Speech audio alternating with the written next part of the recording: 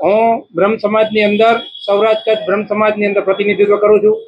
રાજકોટ જિલ્લો હતો, વાંકાનેરમાંથી રહું છું અત્યારે હાલમાં, અને મારો હોદ્દો રાજકોટ જિલ્લાના પ્રમુખ તરીકે 4 વર્ષ રહ્યો. અત્યારે હું હાલ મોરબી સમસ્ત સૌરાષ્ટ્ર કચ્છ બ્રહ્મ સમાજનો પ્રેસિડેન્ટ છું. ગુજરાતની અંદર મહામંત્રી છું. સમસ્ત બ્રહ્મ સમાજનું હું છેલ્લા 22 વર્ષથી પ્રતિનિધિત્વ કરું છું. હમણાં જે બ્રહ્મ સમાજની વાત આવી છે અને ધીરે ધીરે દરેક પાર્ટી બ્રહ્મ સમાજને ઇગ્નોર કરતી જાય છે, બ્રહ્મ સમાજને ધીરે ધીરે દરકિનાર કરતી જાય છે. એના માટે થઈને હું આજે અહીંયા પ્રેસ મીડિયાના માધ્યમથી જણાવવા માંગુ છું કે હમણાં રાજકોટમાં કાલે જ આ પ્રશ્ન બન્યો છે કે ગણપતિ મહોત્સવની અંદર બ્રહ્મ સમાજ એક મસ્તિષ્ક છે. તમામ વર્ણ જાતિની અંદર બ્રાહ્મણ છે એ પહેલા નંબરની જાતિ આવે છે.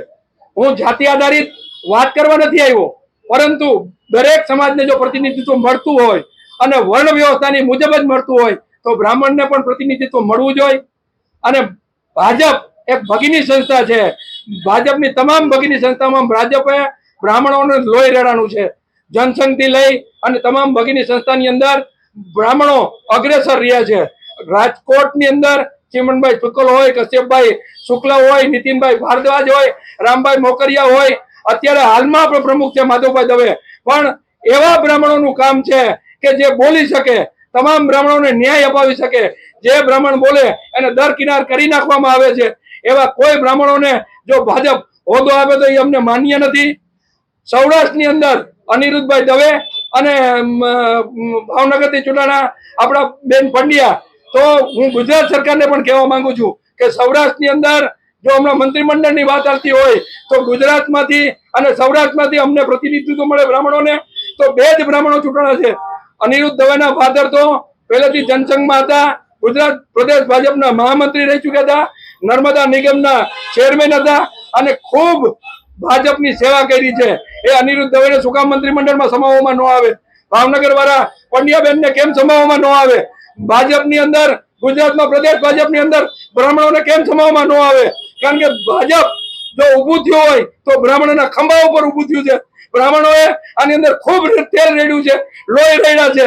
અને બ્રાહ્મણોને જો દરકિનાર કરવામાં આવશે તો આવતી આ નગરપાલિકાની ચૂંટણી, મહાનગરપાલિકાની ચૂંટણી, જિલ્લા પંચાયતની ચૂંટણી, તાલુકા પંચાયતની ચૂંટણી અંદર ભાજપને મુંહ તોડ જવાબ દેવામાં આવશે.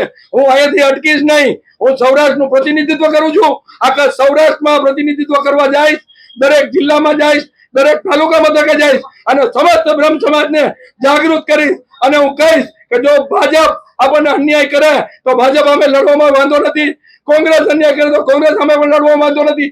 તમામ પક્ષોને જણાવવામાં હું માનું છું કે તમામ પક્ષોને અહીંથી હું ચેતવણી આપવામાં આવું છું કે બ્રાહ્મણોને પોતાની જાતિ પ્રમાણે, પોતાની વસ્તી પ્રમાણે એને ન્યાય મળે એના માટે હું લડાઈ કરવા આવ્યો છું.